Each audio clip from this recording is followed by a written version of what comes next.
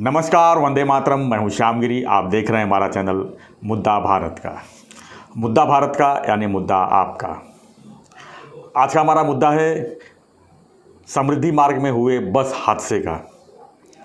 जी हाँ, आज तड़के समृद्धि मार्ग पर एक बस दुर्घटनाग्रस्त हो गई और उसमें कम से कम 26 लोग मारे गए और कई लोग घायल भी हुए हैं। इस हादसे ने कई सवाल खड़ा किए हैं। हादसे ये होते क्यों हैं, इसके पीछे हम थोड़ा सा डिस्कस करेंगे। एक आम आदमी प्राइवेट बस हो या सरकारी बस हो, टिकट लेता है और बस में बैठ जाता है। रात की टिकट है तो बस में जाकर सो जाता है। उसको लगता है सुबह होगी, हम अपने गंतव्य पर पहुंच जाएंगे। लेकिन दुर्भाग्यवश ऐसा नहीं होता है और लोग हादसे का शिकार हो जाते हैं।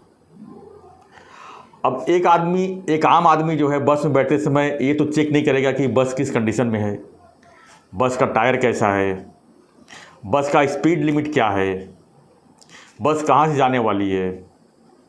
वो तो बस टिकट लेगा और सीधा अपनी सीट पर बैठ जाएगा।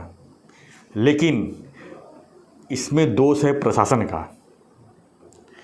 सभी बसें जो है हर साल इसकी फिटनेस टेस्ट होती है। जी हाँ, फिटनेस टेस्ट में बस की पूरी हुलिया, बस का इंजन, बस में पोल्यूशन, ये सब टेस्ट होते हैं। बस को चला के देखा भी जाता है कि बराबर चल रही है कि नहीं। उसमें स्पीड गवर्नर भी लगाया जाता है। ये स्पीड गवर्नर ऐसी चीज़ है कि जो आप कितना भी स्पीड में गाड़ी चलाइए, 80 या 90 के ऊपर गाड़ी नहीं जाएगी। आप किसी भी एक्सप्रेस हाईवे पे गाड़ी चलाएंगे, 80 किलोमीटर प्रति घंटे के ऊपर से गाड़ी का स्पीड नहीं होगा। अब यहीं पर जो है ये जो ड्राइवर और क्लीनर जो है खेल करते हैं स्पीड में गाड़ी चलाने के लिए। स्पीड जब फिटनेस टेस्ट हो जाता है तब स्पीड गवर्नर निकाल देते हैं। फिर जब बारी आती है आरटीओ में जाने की तो फिर स्पीड गवर्नर लगाया जाता है। अब स्पीड गवर्नर अगर निकाल दिए तो आपका बस जो है एक्सप्रेस हाईवे पे 120, 130, 140 तक जाती है। लेकिन बस की कैपेसिटी क्या उतनी स्पीड चलने के लिए है? रोड तो सरकार बना रही है, आप 100, 150 तक भी जा सकते हैं स्पीड में। आरसीसी का बिना कोई खड्डे का जो है रोड टकाटक बन रही है और लोग गाड़ी चला रहे हैं। लेकिन क्या आपकी गाड़ी उस रोड पे चलने की काबिल है, उस स्पीड तक जाने की काबिल है? ये सबसे बड़ा सवाल है। जब हम फिटनेस टेस्ट के लिए जाते हैं तो आरटीओ वाला कभी नहीं देखता कि टायर आपका कितना सही है, टायर में हवा कौन सी है। अगर हाईवे पे गाड़ियाँ चलती तो उसमें नाइट्रोजन हवा होनी चाहिए। नाइट्रोजन हवा जो है टायर को ठंडा करता है। लेकिन पैसा बचाने के लिए ड्राइवर जो है नाइट्रोजन हवा नहीं भराता है, सादा हवा भर चलता है और अपनी जान, पूरी पैसेंजर की जान को जोखिम में डालता है। और इससे भी बड़ा सवाल ये है कि जो टायर की क्वालिटी क्या है, कितना उसका पीरियड हुआ है, यानी कितना किलोमीटर टायर रनिंग किया है। अक्सर टायर थोड़ा सा भी ख़राब होता है तो लोग उसका टायर का भी रिपेयरिंग करवा लेते हैं, जबकि ऐसा नहीं होना चाहिए। आज हाईवे पर 90% जो है गाड़ियों का जो एक्सीडेंट होती है वो टायर फूटने से होती है। तो टायर फूटने का सबसे बड़ा वजह तो ये है कि टायर को अगर थोड़ा सा भी अगर वो प्लेन हो जाता है तो उसमें दूसरा सिरा लगा के जो है फिर से टायर को नया बना देते हैं, यानी रिपेयरिंग करवा देते हैं। ये बंद होनी चाहिए। इसके लिए प्रशासन को जो है थोड़ा सा स्ट्रिक्ट होना चाहिए। ऐसे दुकानों को छापा मारना चाहिए जो टायर को जो है नया करके देते हैं। वो टायर जब एक्सप्रेस हाईवे पर चलती है, जब वो गर्म होती है तो उसका लेयर छोड़ देता है और टायर फट जाता है। या टायर का जो हवा है, जो स्पीड पकड़ती है गाड़ी, तो उस हवा का जो है संतुलन बिगड़ जाता है और गाड़ी जो है लेफ्ट राइट भाग के एक्सीडेंट कर देती है। तो इस सब चीज़ को देखने की ज़रूरत है, इन चीज़ को समझने की ज़रूरत है। इसमें आम आदमी कुछ नहीं कर सकता, आम आदमी सिर्फ हादसे का शिकार हो जाता है। इसमें प्रशासन, आरटीओ और सरकार को भी दखल देने की ज़रूरत है। हम बड़े बड़े रोड से जाते हैं, स्पीड रोड से, बीच में आरटीओ वाले या ट्रैफिक वाले गाड़ी रुकाते हैं और सिर्फ पेपर चेक करते हैं। हाँ, पेपर में कुछ अगर ऊपर नीचे हुआ तो पैसा वसूल करके छोड़ देते हैं। उनका सिर्फ टारगेट रहता है पैसा वसूलना। उनको जबकि उसमें जो चीज़ें जो हादसे की वजह से जिसकी वजह से हादसे होते हैं वो सब चेक करना चाहिए। टायर में बराबर हवा है कि नहीं, टायर बराबर है कि नहीं, बस का फिटिंग कैसा है, बस का कंडीशन कैसा है, वो सब चेक करना चाहिए। नहीं सिर्फ पेपर चेक करेंगे, उसमें कुछ कमी रहेगा, पैसा वसूली करेंगे और छोड़ देंगे। ये भी बहुत बड़ा हादसे की वजह है। और हम यही कहेंगे कि प्रशासन जो है एकदम स्ट्रिक्ट होना चाहिए। खासकर जो स्पीड रोड है वहाँ पर जब एंट्री करती है गाड़ियाँ, तो वहाँ पर ट्रैफिक वाले या आरटीओ को जो है थोड़ा सा मुस्तैदी करना चाहिए। बीच में एक कार्रवाई हुई थी पूना एक्सप्रेस हाईवे पे, कुछ 400 गाड़ियों को जो है रोका गया था। उसका कारण ये था कि उनके टायर नहीं बराबर थे। तो ये रेगुलर होनी चाहिए।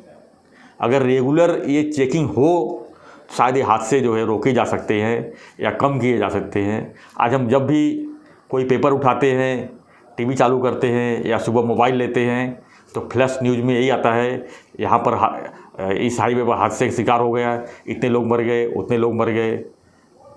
लेकिन जिसके घर के लोग जाते हैं उनसे जाके पूछिए उनके परिवार के ऊपर कितनी बड़ी मुसीबत आ जाती है। उनका करने धरने वाला लोग जो है जब दुनिया चले जाते हैं तो उनकी जो है आर्थिक स्थिति या जो भी है कितनी मुश्किल से आगे बढ़ती है। सरकार 5 लाख रुपया 10 लाख रुपए दे के अपना काम कर लेती है, लेकिन क्या 5-10 लाख रुपए उनकी पूरी लाइफ को ठीक कर सकती है? नहीं। ये हमें सोचना है और प्रशासन को भी सोचना है, सरकार को भी सोचना है और इसके प्रति जागृत भी होना है। ये पूरे देश का सवाल है, ये खाली महाराष्ट्र सवाल नहीं है, सिर्फ समृद्धि मार्ग का सवाल नहीं है, ये पूरे देश का सवाल है। क्योंकि ये पूरे देश में जो है स्पीड रोड फ्रीवे बनते जा रहे हैं और ज़्यादा करके सब आरसीसी रोड हो रहे हैं। आरसीसी रोड में टायर जो है काफ़ी नुकसान करता है। पहले डामर के रोड थे तो उसमें टायर इतने नहीं फटते थे। आरसीसी रोड में जो है टायर बहुत फटते हैं, क्योंकि उसका रीज़न है कि जब हम ब्रेक मारते हैं तो आरसीसी रोड पे जो उसका रबर जो है ज़्यादा खींचता है और वो कमज़ोर कर देता है। उसकी वजह से जो है आरसीसी रोड जो है टायर की लाइफ कम कर देता है। तो अब एक सवाल इसमें और बहुत बड़ी आती है। हादसे की एक वजह ये होती है, ड्राइवर जब रात को गाड़ी चलाता है तो अक्सर वो स्टीयरिंग पर सो जाता है और वो हादसे का शिकार कर देता है। ये सबसे बड़ी वजह भी बनती है। आज हमारे देश में ड्राइवरों की कमी है। आज आप गाड़ी खरीदते हैं ट्रांसपोर्ट का तो आपको ये सोचना पड़ता है कि हमको ड्राइवर मिलेगा कि नहीं। आज ड्राइवर की वजह से बहुत सी ट्रांसपोर्ट कंपनियां परेशान हैं। उनके पास 100, 200, 300 गाड़ियां हैं, लेकिन ड्राइवर जो है उतने ही मुश्किल से मिलते हैं उनको, और मिल भी गए तो उनसे इतना काम लेते हैं कि इसमें ड्राइवर भी करे तो क्या करे। दिन में गाड़ी चला के आया तो बोलेंगे कि थोड़ा देर रात को भी चला लो, या दूसरा ड्राइवर नहीं आया है उसके बदले में चला लो। वो 2 पैसे पाने की खातिर जो है वो अपना ज़िंदगी और लोगों की ज़िंदगी साथ खिलवाड़ कर बैठता है। ये भी सबसे बड़ी वजह है दुर्घटना की। इसके ऊपर भी स्ट्रिक्ट होना चाहिए। इसके लिए स्ट्रिक्ट होने के लिए ट्रांसपोर्ट कंपनियों को आगे कदम उठाना चाहिए। अगर आपके पास ड्राइवर नहीं है, आपके पास जितना लिमिटेड ड्राइवर है उतना ही गाड़ी रखो, किसी की ज़िंदगी से खिलवाड़ मत करो। अक्सर ये होता है कि स्टीयरिंग पर ड्राइवर हम अक्सर देखते हैं कि जो हादसे होते हैं सुबह अर्ली मॉर्निंग होते हैं, क्योंकि उसमें जो है नींद का बेला रहता है और उसमें ड्राइवर कितना भी एक्सपर्ट हो, जब वो थका रहता है तो स्टीयरिंग पर झपकी लगी जाती है। चाहे वो बस हो, चाहे ट्रक हो, चाहे छोटी गाड़ियाँ क्यों ना हो। अगर आपने दिन में काम किया है, दिन भर आपने जागा है, तो आपको रात को गाड़ी चलाने की ज़रूरत नहीं है। इतना बड़ा रिस्क लेने की ज़रूरत नहीं है। जब एक ड्राइवर गाड़ी चलाता है तो उसके पीछे 50 लोग बैठे रहते हैं, उनके 50 लोगों का परिवार समझ लो के साथ में है। उससे खिलवाड़ मत करो।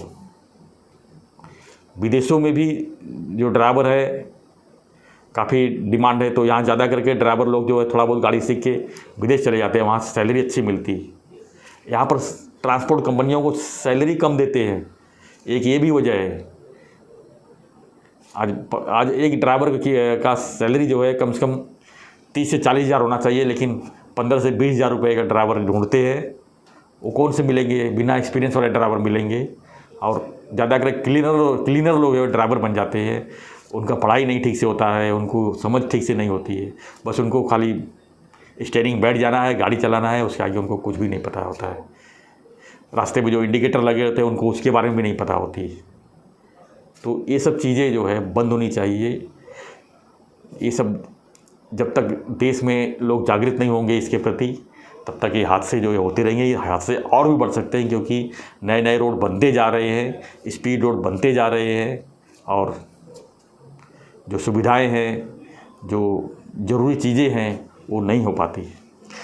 तो हम सरकार से यही दरख्वास्त करते हैं, प्रशासन से यही दरख्वास्त करते हैं कि हादसा होने के बाद जो है कम से कम कुछ दिन तक तो ठीक सब कुछ स्ट्रिक्ट रहता है, लेकिन उसके बाद सब नॉर्मल हो जाता है, जो आम हो जाता है। उसके प्रति लोगों को जागृत होना बहुत ज़रूरी है, और प्रशासन को इस ओर नज़रअंदाज न करे, और जो फिटनेस टेस्ट है उसको लगातार जो है जारी रखें। यानी 1 साल में फिटनेस टेस्ट होता, तो जो बड़ी गाड़ियाँ हैं जैसे ट्रांसपोर्ट गाड़ियाँ हैं उसको 6 महीने कर देवें तो और अच्छा होगा। और फिटनेस टेस्ट के दौरान जो है कोई कोताही न बरते, सब कुछ ओके होने के बाद ही उस गाड़ियों को फिटनेस टेस्ट मिलना चाहिए। ज़्यादा करके वहाँ पर भी झोल होते हैं। जो इंस्पेक्टर होता है वो बिना चेक किए ही कुछ पैसा लेके पेपर साइन कर देता है। ये भी बहुत बड़ा कमजोरी है हमारे प्रशासन की। तो हादसे के शिकार हुए लोगों को हम श्रद्धांजलि देते हैं, और उम्मीद करते हैं कि ये हादसे बार बार ना हो, आम आदमी इसके शिकार ना हो, और प्रशासन इसके प्रति जागृत हो। आपको हमारा वीडियो कैसा लगा हमें ज़रूर कमेंट बॉक्स में लिखिए, और चैनल को सब्सक्राइब, लाइक, शेयर ज़रूर करें। धन्यवाद।